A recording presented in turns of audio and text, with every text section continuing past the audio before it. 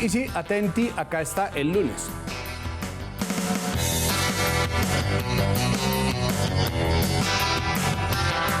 Y el lunes es un programa en el que no escatimamos cuando se trata de analizar el país y el mundo que nos rodea. Normalmente empezamos los programas hablando sobre temas de los que al final no podemos o no nos da para hablar en el cuerpo del programa, pero resulta que este es el balance 2021 de la economía y los temas económicos en Colombia. Así que tenemos que dedicar este monólogo a ese tema también para tratar de definir qué es lo que queremos saber, porque la economía, que tan a menudo se vende como una ciencia exacta, es más parecida a la astrología que el resto de las ciencias sociales. Es por eso que tenemos economistas famosos por haberse metido a Econostradamus y fracasar estrepitosamente, que prometen que el dólar queda a tanto si gana tal candidato o que si llega el otro entonces la bolsa de valores, pero es que también se metieron ellos mismos en camisa de 11 varas y claro, dentro de las grandes mentiras de los economistas y de la economía en general, la primera de ellas siempre será la neutralidad. Mejor dicho, no me jodan con que están hablando desde la absoluta pulcritud de la tecnocracia y los datos y la información sin ninguna agenda ni nada. Y no estoy refiriéndome a la agenda de alguien más, a una agenda propia, a las cosas que uno cree. Eso es mentira. Para empezar, porque hasta en ciencias verdaderamente exactas existen debates. Y en el caso de la economía hay además escuelas, pero sobre todo porque están trabajando siempre para un modelo, el que quieren que funcione, sea el que sea. Por eso, en un país tan derechizado como Colombia, a menudo se oye hablar de la economía, cuando en realidad están hablando de un modelo económico como si fuera el único existente. Y ahí sí que nos llenamos de mentiras, porque en el Silicon Valley de Latinoamérica todavía no logramos hacer que funcione una berraca fila o un digiturno. La burocracia hace que sea imposible crear empresa y a quienes buscan ganarse algo de plata se los ahoga, pero claro, cada vez que están en campaña se les llena la boca hablando del bendito emprendimiento, como si fuera la panacea. ¿Tiene hambre? Emprenda.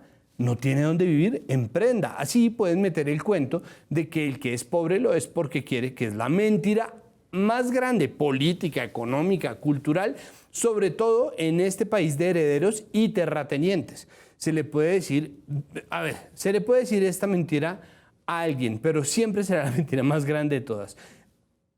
Porque existe mucha gente que simplemente no quiere emprender. Y se les llena la boca hablando de eso, pero además de creatividad. Por eso tenemos un grupo de gente que se sienta como quienes van a avistar un cometa o una lluvia de meteoros a esperar el advenimiento de la muy mentada cuarta revolución industrial. Que la cuarta revolución industrial esto, que la cuarta revolución industrial aquello y que la creatividad. Y por eso nos metieron el cañazo de la economía naranja, que en este momento no tiene tampoco unos límites claros, que ha ayudado obviamente a que se hagan más estímulos para la creación, que está muy bien, pero que no ha podido despegar porque estaba demasiado ligada al desarrollo del turismo en torno a los eventos culturales y eso se cayó con la pandemia. Y eso además está ligado a monopolios muy injustos, como todos los monopolios. El monopolio, por ejemplo, de cierta aerolínea que acapara la venta de la mayoría de los pasajes y, por supuesto, la gran mayoría de las quejas en redes sociales. Pero como es un monopolio, no se soluciona, lo cual nos lleva a la siguiente gran mentira, que es la competencia. Es decir, que el mercado la mentira de que el mercado se regula solo, cuando en realidad viene preregulado en favor de quienes tienen más plata en un comienzo. Y entonces tenemos que hablar de desigualdad, ¿no? De desigualdad cuando en realidad son tantas desigualdades de género, de raza, de nacimiento, de apellido. Y cuando hablamos de cultura, tienen además la audacia inmensa de tratar de mercantilizar lo que no puede mercantilizarse. Es decir, buscan que todo el mundo tenga un modelo exitoso, pero normalmente tienden a proponer el mismo modelo. Y si no quiero hacer algo que tenga éxito comercial, ¿no merezco comer? Y si lo que hago, aunque haya seguido todos los consejos y se parezca mucho a lo que está pegando en este momento, no pega, entonces ¿qué? ¿No merezco comer? Hay demasiados vacíos y hay un problema complicado, porque como ya lo contamos, estamos en medio de un país muy desigual y la mitad de este país sufre de inseguridad alimentaria. Hambre, física hambre. Entonces hay una brecha inmensa. Hay 1000. Porque no es lo mismo ser blanco mestizo que negro, no es lo mismo ser hombre que mujer, no es lo mismo ser mujer cis que mujer trans.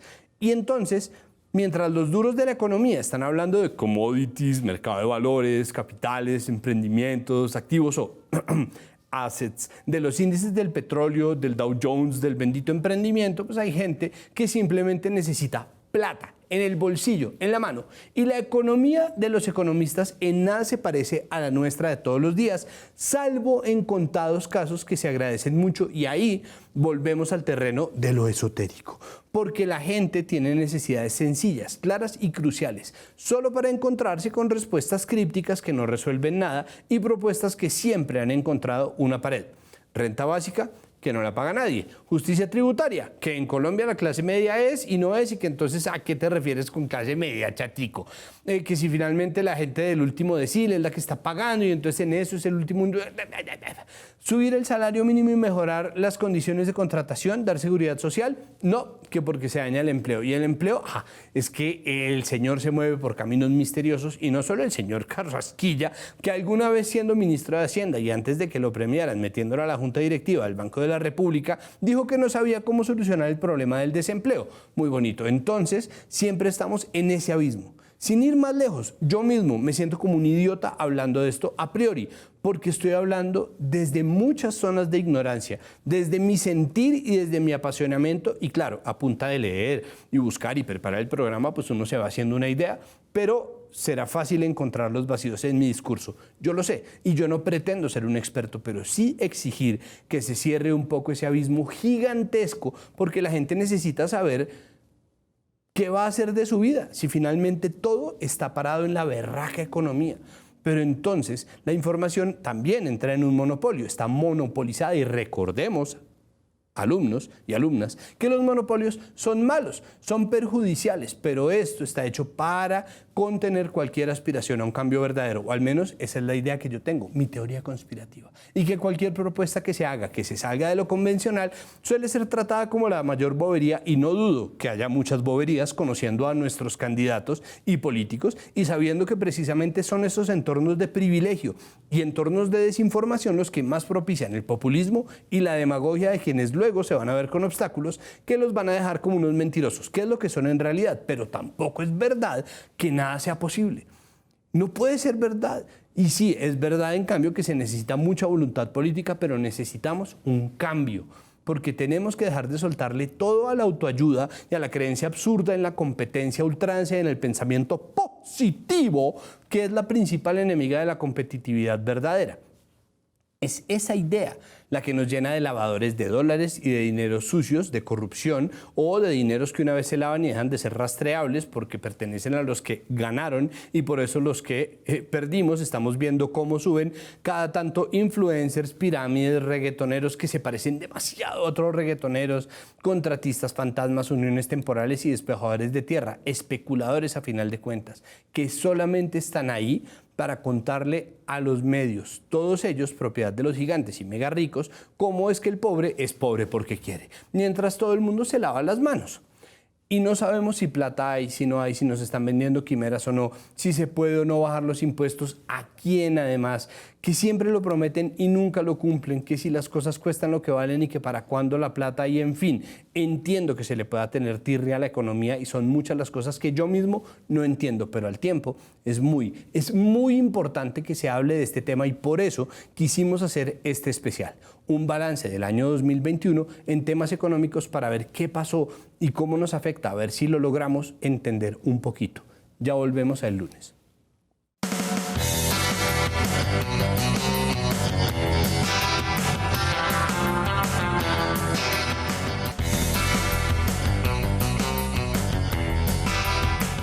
Volvemos el lunes y nuestro hashtag es numeral 2021 fue un gran lunes. Eso es tan bueno o malo como ustedes lo quieran, como ustedes lo deciden. Yo en este momento no lo sé.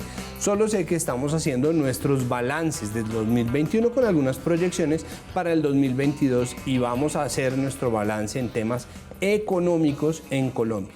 Nos encontramos ya con María del Pilar Uribe, historiadora y economista. María del Pilar, bienvenida el lunes, buenas noches. Santiago, buenas noches, muchísimas gracias por la invitación. No, muchas gracias por aceptarla y está con nosotros también desde el exterior Luis Carlos Reyes, director del Observatorio Fiscal de la Universidad Javeriana. Luis Carlos, muchas gracias por estar aquí en el lunes.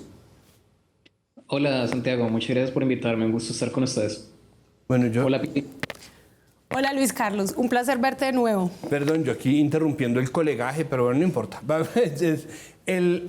La primera pregunta que yo quisiera hacerles a ambos, que me conteste primero su merced María del Pilar y después Luis Carlos, es ¿cuál es el suceso del 2021 en materia económica? ¿Qué pasó que haga que el rumbo haya cambiado completamente o que haya marcado el camino de este año? Uy, hablar como de un solo tema económico que haya sido como determinante es bastante difícil. Yo mencionaría quizá tres en este momento. Uno es lo relacionado con el tema de empleo. Si bien la reactivación económica está funcionando bastante bien, hay buenas tasas de crecimiento económico, las cifras de empleo no se están recuperando de la misma manera. Después de las cifras desastrosas que vimos en el 2020 y además las cifras de empleo también están mostrando unas diferencias importantes, por ejemplo, entre empleo juvenil y entre empleo entre hombres y mujeres. Entonces creo que ese es un tema económico que va a estar, digamos, está en el centro del debate y va a seguir siendo muy importante, sobre todo, por ejemplo, para estas campañas presidenciales que se vienen en el 2022. El otro es el tema de impuestos. Es claro que hemos tenido un aumento necesario en el gasto social. Es claro que se necesita aumentar el recaudo y que los impuestos no están creciendo de la misma manera, y eso igualmente estuvo ligado de una u otra forma con, por ejemplo, las protestas y los paros que se vieron en abril, con todo este desarrollo de la reforma tributaria que se quería pasar. Y finalmente está el tema de precios e inflación, que es lo que nos está tocando ahorita.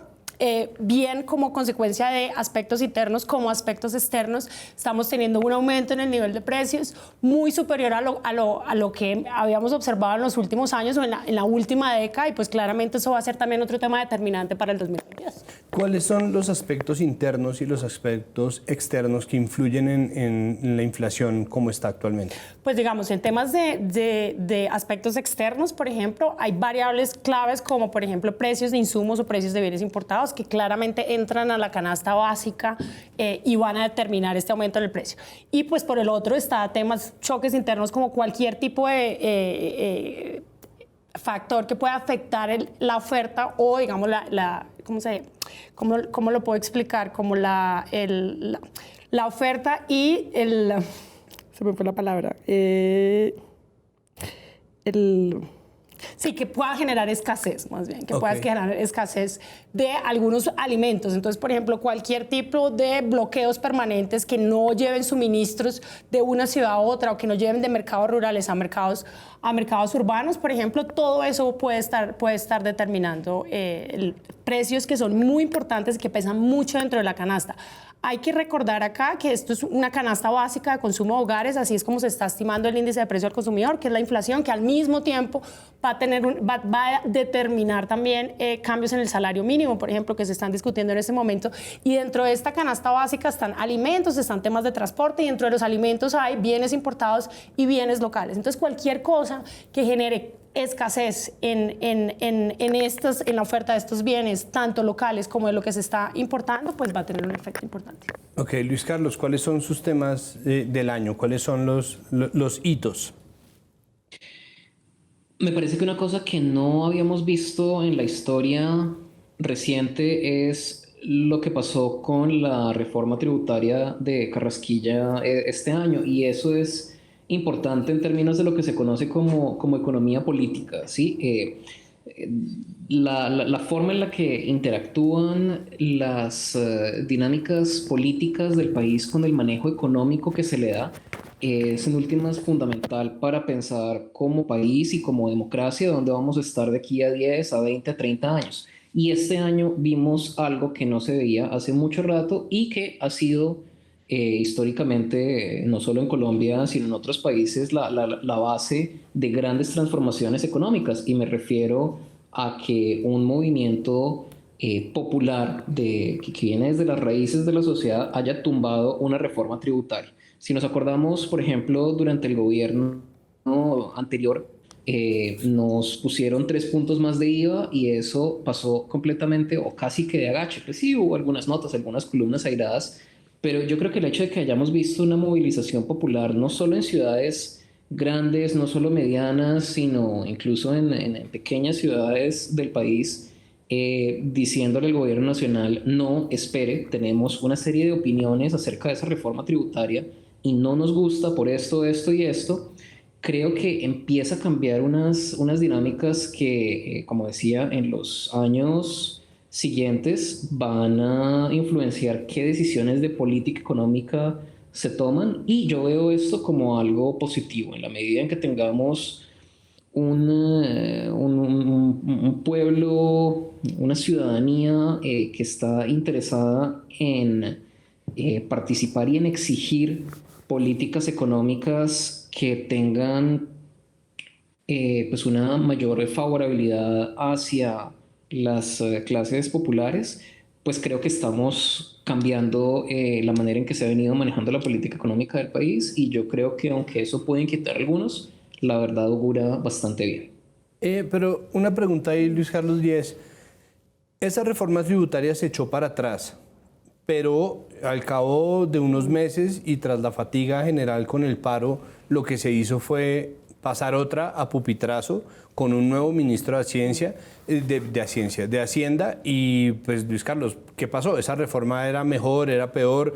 ¿Qué pasó en esa reforma tributaria? Porque así como pasó los 3 puntos de IVA de forma inadvertida, esta reforma tributaria que pasaron en medio de la fatiga tampoco sabemos muy bien qué pasó ahí, si no sabemos qué hay.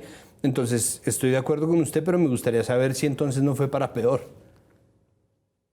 Yo creo que no fue para peor. Creo que de hecho esta reforma, esta segunda reforma tributaria echó para atrás las principales políticas económicas y tributarias de específicamente de este gobierno. Este es un gobierno que hizo campaña diciendo, miren, lo que vamos a hacer es bajarles impuestos a las empresas porque eso es un motor de crecimiento económico, bueno, una serie de planteamientos de retórica que no son nuevos, que de hecho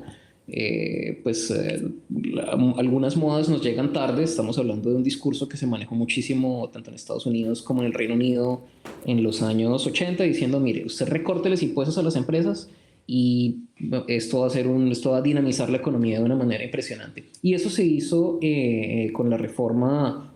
Bueno, son hartas reformas las que hizo este gobierno, pero en esencia eso fue lo que logró este gobierno en la reforma del 2018 y después como su secuela del 2019. Y pues al hacer una reforma de este tipo se redujo el recaudo tributario.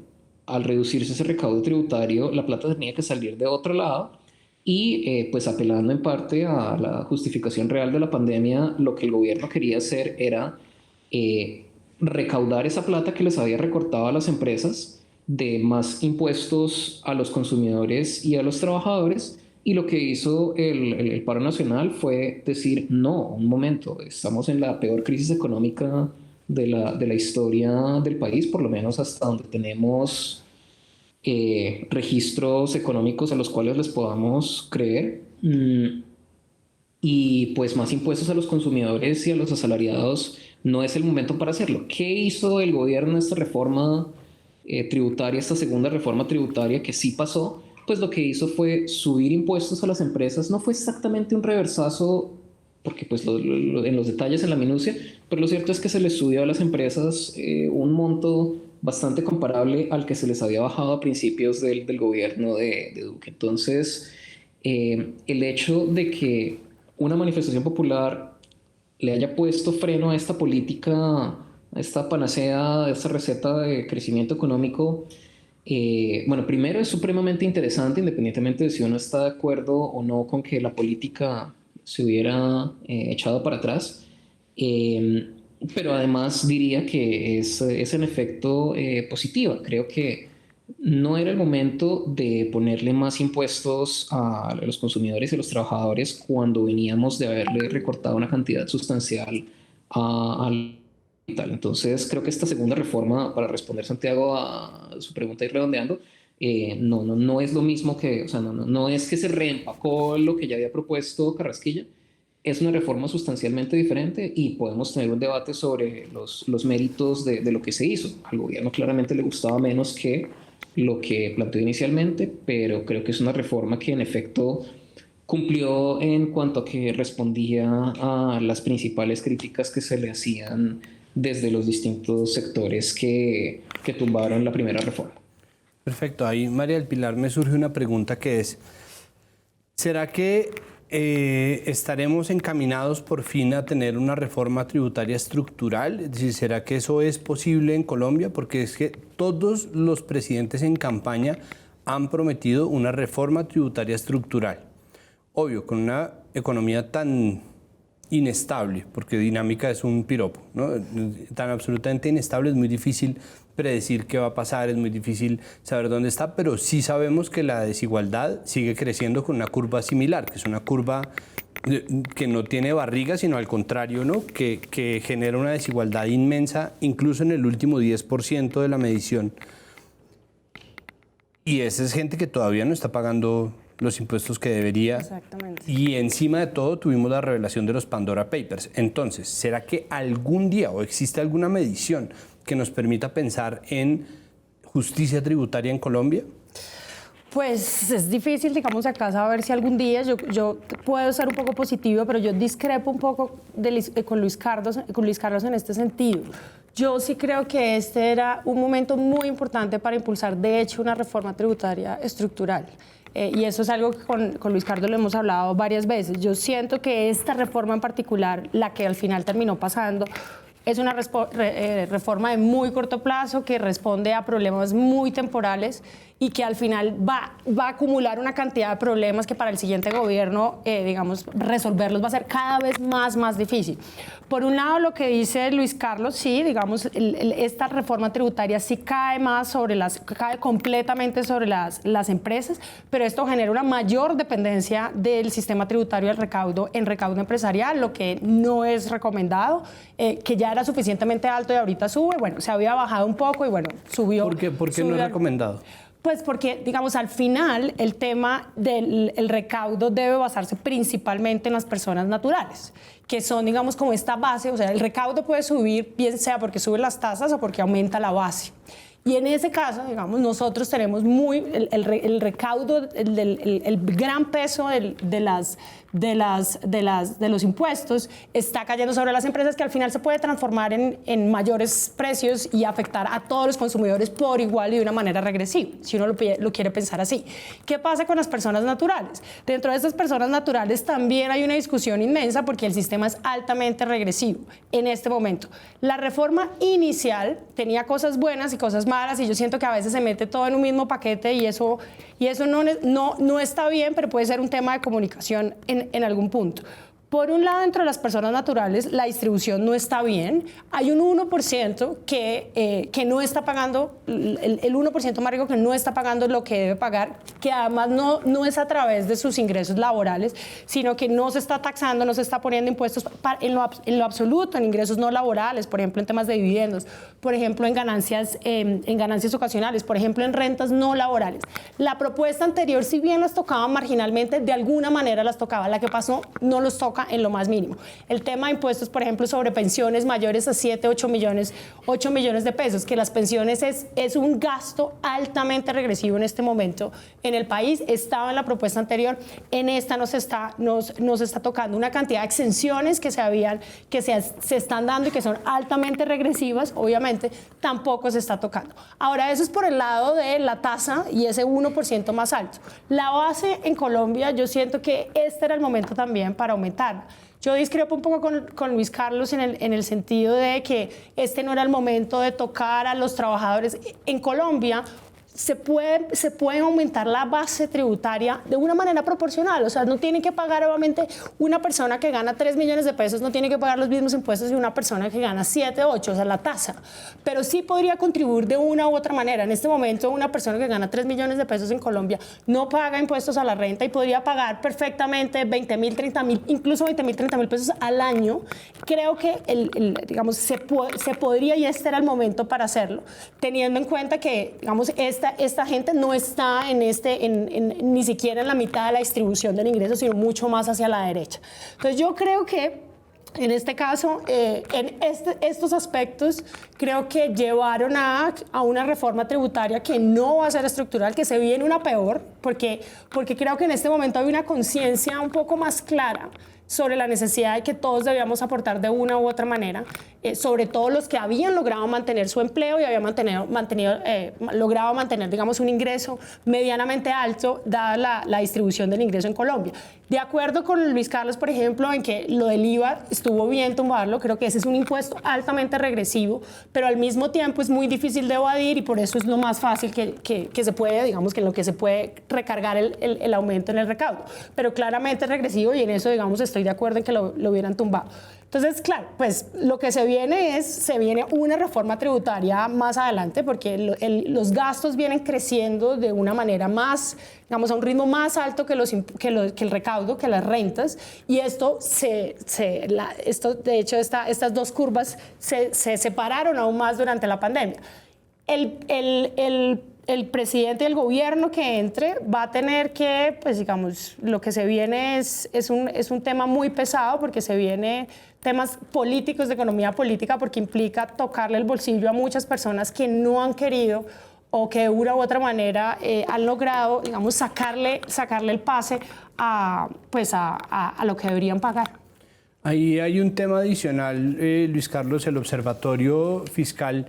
El año pasado, haciendo la evaluación del gasto de emergencia durante la pandemia, encontró que el principal problema era un problema de transparencia, es decir, que la opacidad en el gasto, la forma en que se destinaron los recursos de la emergencia, hacía difícil saber en realidad cuánto de lo que se había aprobado como presupuesto de emergencia había sido gastado realmente la emergencia, para quién había ido y a quién se habían destinado muchos de esos recursos, que eran recursos pues millonarios, es decir, que dependiendo del sistema o la empresa al que le llegue son recursos exorbitantes. Y yo no sé, y esto por favor, si estoy diciendo una bobada, corríjanme, creo que uno de los factores más complicados a la hora de establecer una política tributaria es que la gente sienta ganas de pagar, ¿no? Entonces ahí, por ejemplo, entra el asunto de los Pandora Papers, que el director de la DIAN esté metido en los Pandora Papers.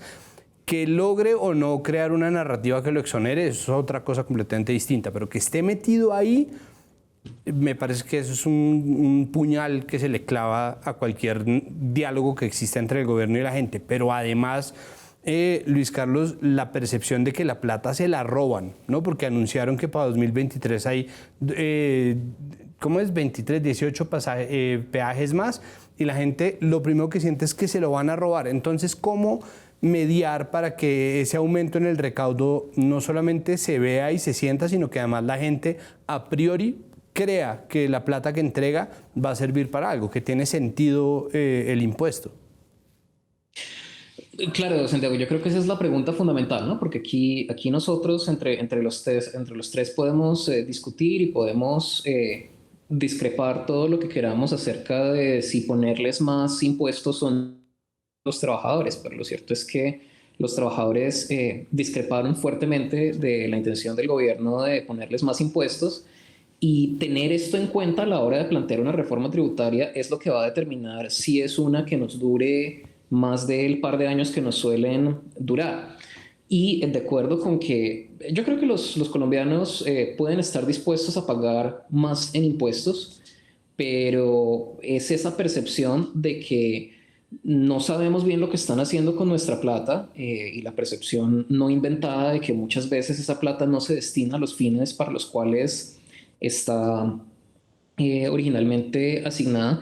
Y para cambiar eso, pues esto no es cuestión de simplemente percepciones o hashtags o una página más amigable del Ministerio de Hacienda, sino en efecto de contarle a la gente en qué se van a gastar sus recursos, en qué se va a gastar el presupuesto general de la nación, porque digamos que la plata de la pandemia fue un ejemplo de, o sea, con la poca transparencia que tuvo el gasto de la pandemia, no es desafortunadamente algo atípico, por el contrario, año tras año, este es el nivel de transparencia con el cual se manejan los más de 300 billones de pesos del presupuesto general de la nación. No hay, o sea, la presupuestación del gasto público en Colombia ni siquiera está hecha para hacer programa por programa, o sea, uno se sienta a leer de principio a final el presupuesto general de la nación y no va a encontrar dónde está la plata de las escuelas primarias versus secundarias versus el programa de alimentación escolar y no encontrar dónde está la plata de Familias en Acción porque está por allá en unos términos y en unos rubros que no nos dicen mucho a los ciudadanos cuya plata está siendo manejada ahí. Entonces, se necesita, primero, una transparencia total en el manejo de los recursos públicos, que a veces ni siquiera tiene que ver con que los funcionarios que actualmente tenemos estén tratando de ocultar cosas, sino que el mismo sistema parece estar diseñado con unas preocupaciones contables internas del Estado que poco tienen que ver con saber a qué programas se está yendo el gasto, para qué son esos programas y qué tan exitosos han sido, ¿sí?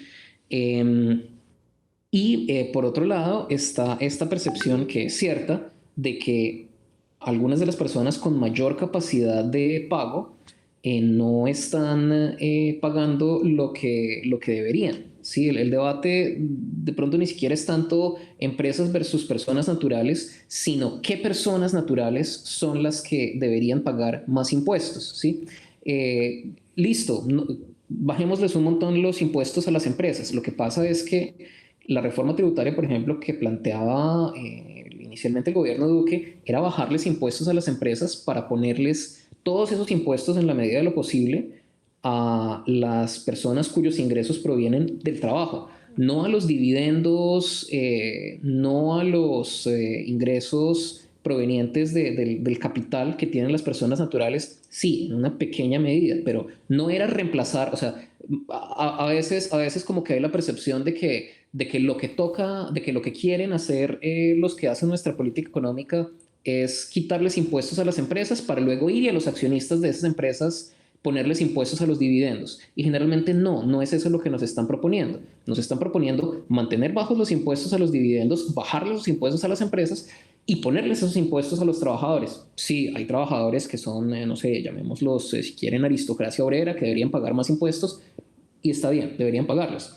Pero teniendo en cuenta que ese top 1%, 0.1%, 0.01% de los colombianos con más altos ingresos derivan muchísimos más ingresos del capital, de utilidades que terminan pagando las empresas, por ejemplo, que de su trabajo. Entonces, ¿y qué hizo desafortunadamente este gobierno con esta reforma? Sí, que es un arreglo temporal, pues en vez de decir, ahora sí vamos a ir detrás de las personas de altos ingresos que están eh, evadiendo, lo que hizo fue crear nuevamente un programa o extender un programa de amnistía tributaria. Se llama de una manera, o sea, los abogados le pusieron una cosa distinta porque no puede haber amnistía sino normalizaciones. Es una amnistía en la cual entonces si uno ha venido escondiendo capital sobre el cual no ha pagado impuestos, puede revelar ese capital y pagar unos impuestos de normalización mucho más bajos que los que habría pagado si honestamente hubiera venido reportando esos ingresos. ¿Quién tiene acceso a esta oportunidad? ¿Es el trabajador que se gana 1, 2, 3, 4, 5, 6 salarios mínimos? No, porque ese está súper contadito en los registros de la UGPP, todos los pagos de seguridad social, y ese, o sea, si ese trabajador debe un peso de impuestos, la DIAN y el gobierno van detrás de él. Estamos hablando de personas que cuentan con los medios para que sus empresas, a través de una serie de figuras muy enredadas, oculten el capital y luego lo revelen y sorpresa, en vez de pagar, no sé, un impuesto de 30% sobre las utilidades, vamos a pagar un impuesto del 8.5% sobre este capital que apareció que yo tenía por allá escondido y entonces ahora pues todo bien, todo normal con el Estado. ¿Qué hizo este gobierno? Extender esa oportunidad. Ya entraríamos, ya vamos en el 6.º año consecutivo de normalización tributaria y se le está añadiendo más tiempo. en vez de decir, ¿sabe qué? Vamos a hacer que, como pasa en otros países, digamos, Estados Unidos, no estamos hablando de países castrochavistas, la evasión de impuestos se castiga con cárcel y punto. En Colombia eso no pasa. En Colombia no hay una sola persona en la cárcel por evadir impuestos. Y eso, pues, o sea, si esto no nos lo tomamos con la seriedad que merece, pues vamos a seguir teniendo una serie de reformas en las cuales tratamos de cobrarles más y más impuestos a los que no tienen más remedio que pagar, generalmente son los trabajadores formales, mientras que las personas con más privilegios del país siguen teniendo acceso a un sistema tributario paralelo y de pronto se quejan de vez en cuando de que es que los informales que ganan menos de un salario mínimo de pronto deberían estar poniendo un poquito más. Perfecto, bueno, ese es un nudo que nosotros vamos a seguir desenredando. A ver si lo logramos. Yo hice la promesa al comienzo que íbamos a tratar, ¿no? A ver si lo logramos y seguimos con nuestro balance económico en el lunes después de esta pausa.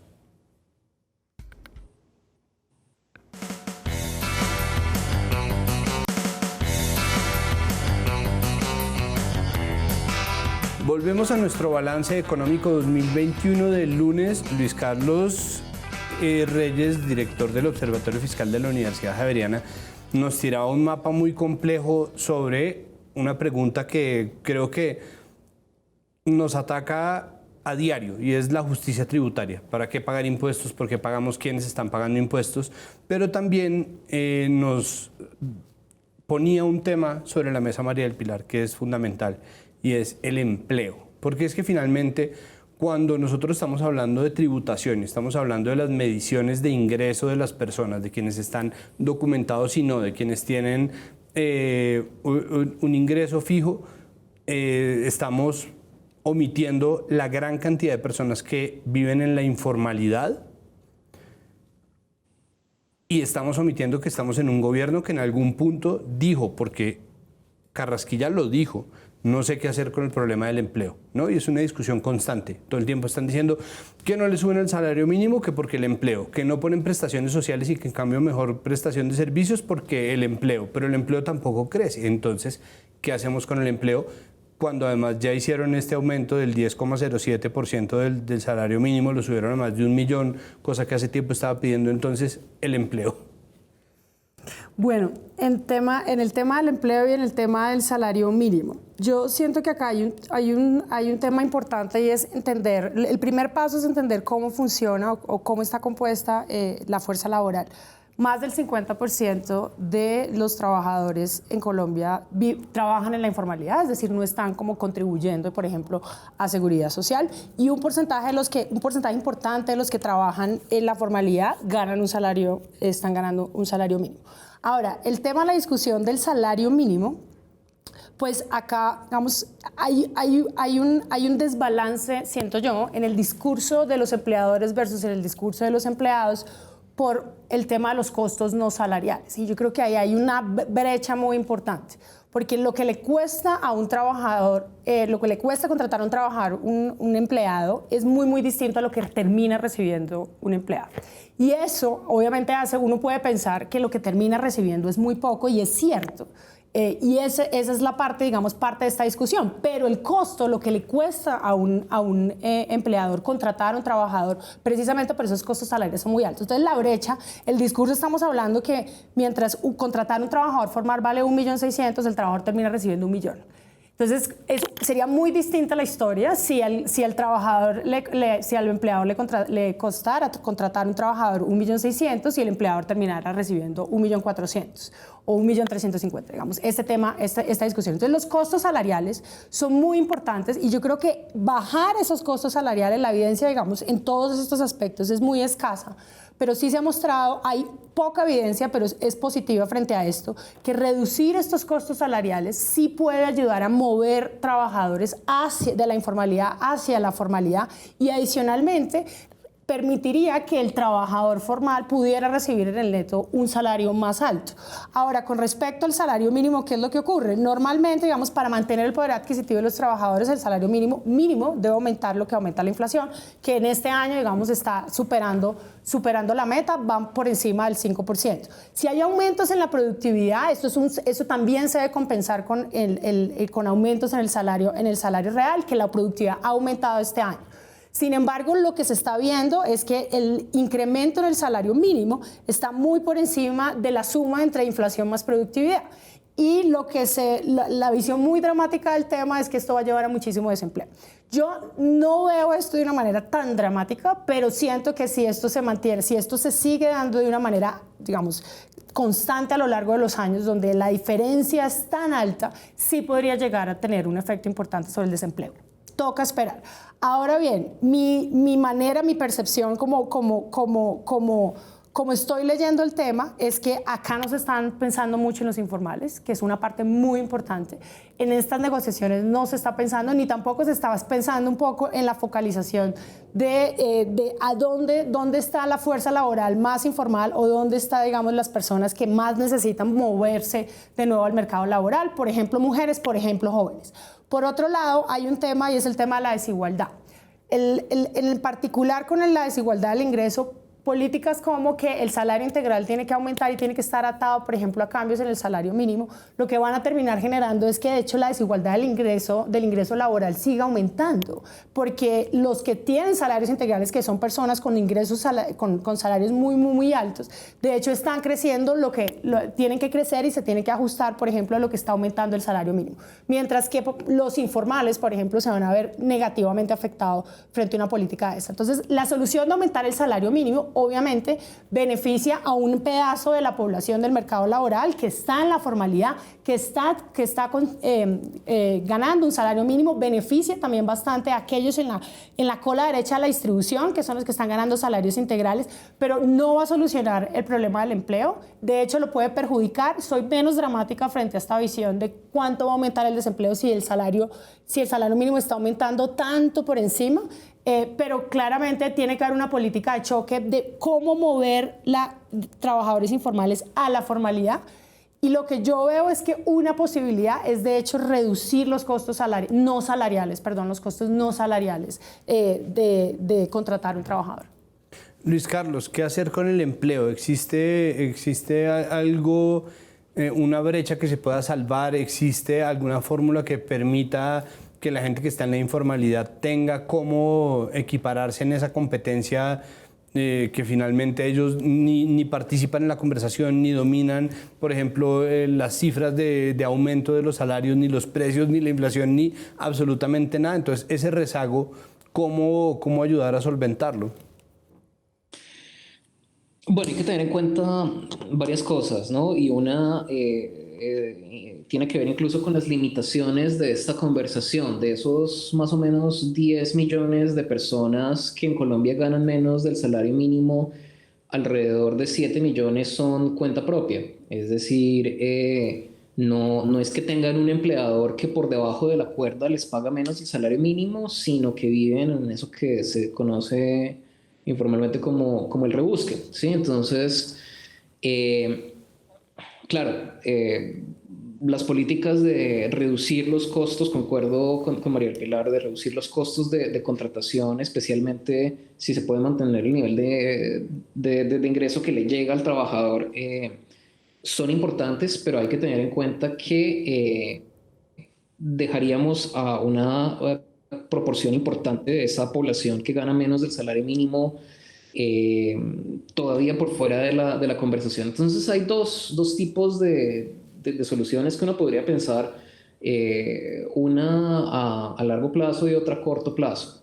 A largo plazo, la manera de que los trabajadores tengan salarios más altos es que sean más productivos, y la manera de hacerlos más productivos es a través de la educación. Entonces estamos hablando de que tenemos que desde ya empezar a pensar en solucionar este problema de aquí a 20 años, ¿sí? O sea, porque hoy en día están entrando al sistema escolar público del país niños que empiezan a tener una educación en la cual las deficiencias se van acumulando y si yo genero promoción tras promoción de bachilleres que tienen dificultades, digamos, con aritmética básica, y eso suponiendo que terminen el bachillerato, pues voy a estar generando una fuerza laboral que tiene posibilidades de ingreso limitadas y no hay nada más que hacer. Eso por un lado.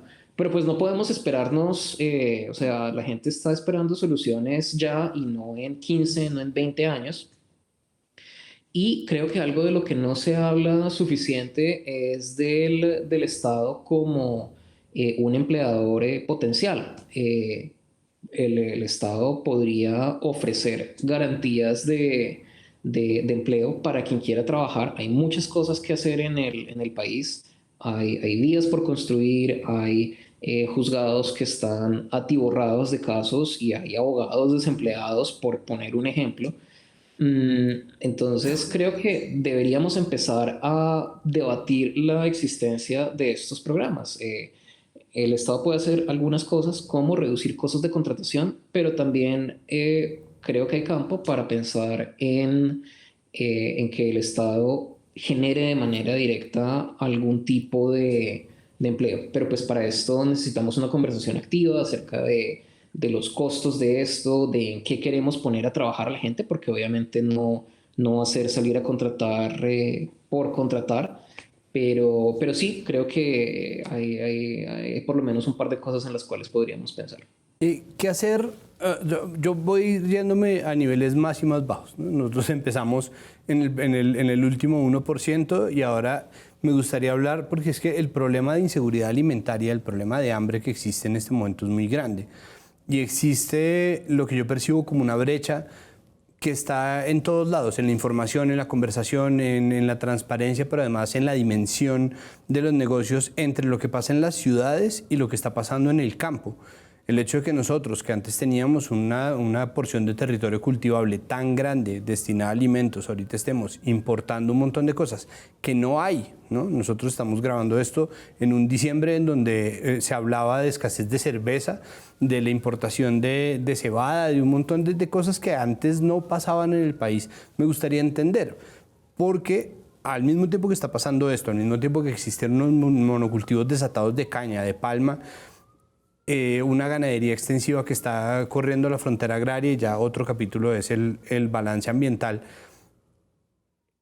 Hay un informe del Espectador que dice que el 50% de este país tiene hambre. Entonces, ¿qué se debe hacer? Si ya aumentó el gasto social, si eso tiene unos costos que parece que vamos a tener que cargar o no, que todavía no han terminado de definir, que la reforma no es estructural, ¿por qué se siente que el gasto sigue siendo insuficiente? ¿Qué pasa ahí, María del Pilar?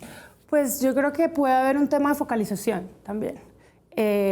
Digamos, el gasto ha aumentado, pero sí es cierto que muchos de estos recursos no necesariamente están llegando a las personas que más lo están necesitando, precisamente porque en esas zonas el Estado no llega de ninguna manera, ¿no? No llega ni a través de vías, ni a través de otro tipo de bienes públicos, ni de educación.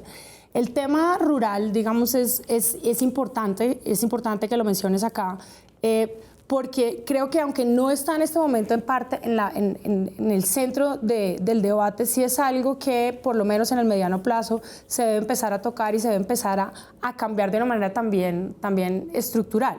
En Colombia, por ejemplo, digamos, muchos de la tierra que debería ser productiva y que se debería cultivar, digamos, para alimentos, no se está cultivando de la manera o no se está usando de la manera como se debería.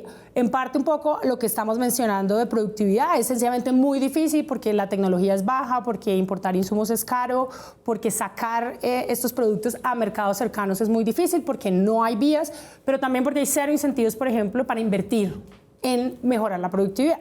Y esto en parte también se da por un tema de informalidad de la tierra, ¿no? La informalidad en las zonas rurales es muy, muy baja y los impuestos que se están cobrando en la tierra son extremadamente bajos y eso beneficia a los mismos de siempre, que son estos grandes ganaderos, a estos grandes propietarios. Entonces hay un tema que se debe abordar desde la oferta, que es, pues, digamos, podríamos empezar a producir más, de una manera más productiva, zonas, pedazos de tierra que podrían estar cultivando, no sé, papa, arroz o lo que sea, en este momento probablemente o no se están cultivando o se está usando para cosas que no, digamos, cuya productividad es bastante baja. Entonces, por el lado de la oferta está el tema de todo el proceso de producción que arranca desde los incentivos a la inversión, que se retrasan adicionalmente por un tema de informalidad de la tierra, de la titulación. Si yo no tengo el título de mi tierra, para mí, yo no tengo ningún incentivo en invertir y en hacerla más fértil. Y luego está el lado de, pues, hacia dónde está, por ejemplo, llegando los recursos del Estado, y hay un tema de focalización. Se ha hecho un trabajo importante, yo creo que, por ejemplo, estas bases del CISBEN hacia dónde están llegando los recursos es importante, pero de hecho la pandemia lo que mostró con esto de ingreso solidario es que, por ejemplo, había muchas familias que debían estar recibiendo estos subsidios y no los estaban recibiendo, mientras que adicionalmente habían familias que estaban recibiendo 3, 4 subsidios, por ejemplo. Entonces hay un tema de focalización importante de los recursos que se debe abordar desde el Estado, y hay un tema, por ejemplo, de oferta, de la oferta de alimentos, que también el Estado debe llegar e intervenir ahí, que es un problema que parece ser más de mediano plazo, que no se está solucionando y no se está viendo en este momento. Luis Carlos, un poco para cerrar, mi última pregunta para usted sería, ¿qué hacer para que la gente participe más? ¿No? Si para usted el hecho económico del año es que la gente haya participado políticamente de la economía, y ustedes brindan en el observatorio un medio que da información aterrizada y sencilla, disponible para la gente, ¿cómo hacer para que más gente hable sobre economía? ¿Cómo hacer para que más gente entienda de estas cosas? Porque son ecuaciones que para la mayoría de la gente están de verdad en chino. Entonces, Luis Carlos, ¿usted cómo pondría para que la gente esté un poco más al tanto, pensando además que estamos por entrar en año electoral? Bueno, hay varias cosas, ¿no? Creo que una es que es importante que la gente entienda que es su derecho que le expliquen cómo se está manejando la política de su país, sobre todo la política económica de su país, ¿sí? Y yo creo que ahí pues es importante, digamos, desde el gobierno, que se trate a los ciudadanos como los dueños de todos estos recursos a los que hay que rendirles cuentas. Y muchas veces esa no es la actitud de las instituciones del Estado. Es más bien, aquí o sea, mando derechos de petición y de pronto un montón de tipos importantísimos se toman la molestia de responderme, y no es así. El ciudadano, o sea, la ciudadanía es la dueña de lo que hace el Estado, y el Estado debe rendirle cuentas a la ciudadanía. Entonces, creo que es importante que la gente conozca este derecho, que los ciudadanos están por encima del gobierno y que empiecen a exigir como lo hicieron. Ahora, creo que hay una responsabilidad grande de parte de nosotros los economistas, sobre todo aquellos que por alguna razón le damos la cara al público, y es que la gente nos tiene que entender. No es el deber de la gente. Muchas veces hablamos en Colombia de la importancia de la pedagogía, como que yo desciendo de lo alto para explicarles a ustedes, y eso está mal. Eso no es así. No, yo tengo la obligación de hacerme entender. Y los economistas que le dan la cara al público tienen esa obligación, especialmente si están haciéndolo como representantes del gobierno o de cualquier entidad que utilice recursos del público. Y entonces eso de nosotros sentir que tenemos esa obligación y de que el público se apropie de ese derecho que tiene de exigir cuentas claras, pues es un paso muy importante. Y bueno, a esto deben contribuir otros, ¿no? Creo que el papel del periodismo económico serio, informado, de hacer de canal entre unos expertos que han estado como alejados, y una ciudadanía que pues exige que se la tomen en serio, es también fundamental. Y en últimas, pues la mejor manera de hacerse oír es en las urnas, no solo votando, claro, sino también, pues a mí la verdad me parece fantástica una cosa que no sé por qué se critica tanto a veces, y es que personas que de pronto han adquirido cierta notoriedad en redes sociales se lancen a cargos públicos. Eso me parece, la verdad, fantástico, sin que tenga por eso que estar de acuerdo con las ideas de todos los que se están lanzando. Me parece muy bien que personas que saben llegarle a un público que se lancen, por ejemplo, al Congreso, donde el Ejecutivo les tiene que explicar las decisiones que se están tomando para que sean las que ejerzan un contrapeso sobre todos estos técnicos, sobre todos estos expertos. Me parece muy bien. O sea, por ejemplo, las redes sociales, algo que solemos ver más sus lados negativos hoy en día que sus lados positivos, me parece un elemento fundamental de democratización. Entonces, en la medida en la cual ahora las relaciones entre los que tienen la información y la ciudadanía son mucho más horizontales, me parece que estamos yendo por una serie de procesos que creo que nos están llevando hacia esa mayor democratización de no solo de las finanzas públicas, sino pues del manejo de todo lo público, que es algo que creo que en últimas todos queremos. Perfecto, yo ahí y ya le voy a tirar una pregunta harta que necesito que me conteste en tiempo récord. Y es, viene año electoral y esta conversación se está dando sí efectivamente en redes sociales y existe una vigilancia grande por parte de un grupo heterogéneo, difuso, distante, muchas veces borroso y sin cara en internet.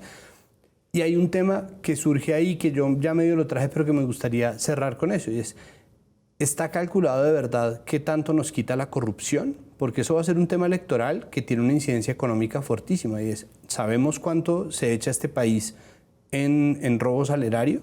Creo que Luis Carlos sabe más de esos datos, pero igual son igualmente vagos, ¿no? O sea, los datos que se conocen son puras estimaciones.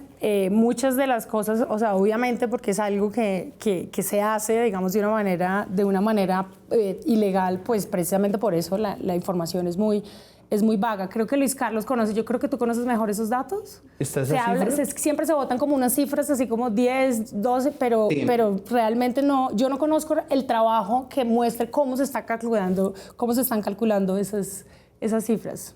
No, de acuerdo, y hasta donde yo sé esas cifras, no, o sea, el trabajo que hay detrás de ellas no se publica, y lo que uno sospecha es que metodológicamente tienen sus limitaciones. A mí me parece que pues hay dos cifras de corrupción que podríamos calcular muchísimo mejor.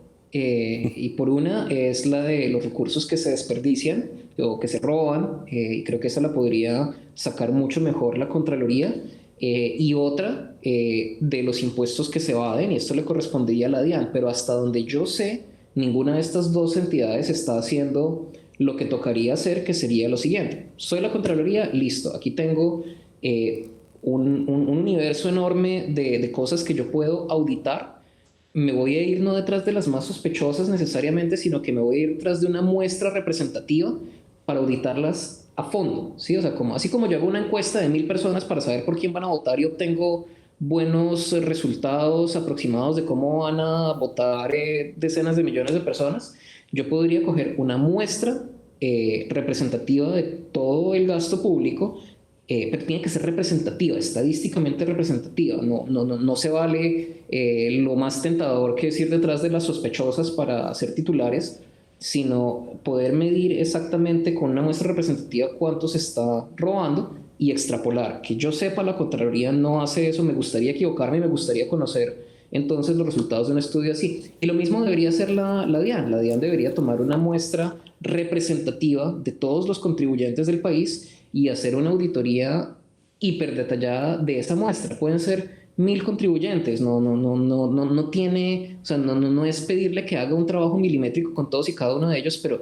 saber esto nos diría, bueno, este es el monto del desperdicio, del robo, por un lado, y por otro lado, aquí ya tenemos un mapa de hacia dónde encaminarnos para recaudar más, porque sí, o sea, uno oye cifras y son informadas. Lo que pasa es que a uno le gustaría ver la metodología que hay detrás, pero pues uno oye a exdirectores de la DIAN decir, mire, es que podríamos recaudar 70 billones de pesos más cuando tenemos un presupuesto general de la nación de alrededor de 315, pues eso es un mundo de plata. Claro. Y oímos a la Contraloría decir es que se roban 50 billones al año. No, pues o sea, 50 billones más 70 billones, con eso hacemos maravillas, incluso si es la mitad, incluso si es una tercera parte de esas cifras, pero necesitamos mejor información de esas dos entidades, DIAN y Contraloría. Sí, y de paso, y con esto ya cierro, el lunes necesitamos mejores entidades. Hoy no hay editorial simplemente porque este tema sigue. Yo no tengo cómo anudar este tema. Solamente sepan que vamos a estar con los ojos bien puestos sobre el poder, que vamos a seguir con el lunes y que bueno, estos balances que nos permiten intuir que el 2021 fue un larguísimo lunes, nos van a permitir sacar otras intuiciones y perspicacias sobre el 2022. Sigan ustedes, pues nada, sintonizados con nosotros y volveremos en una semana. Hasta luego.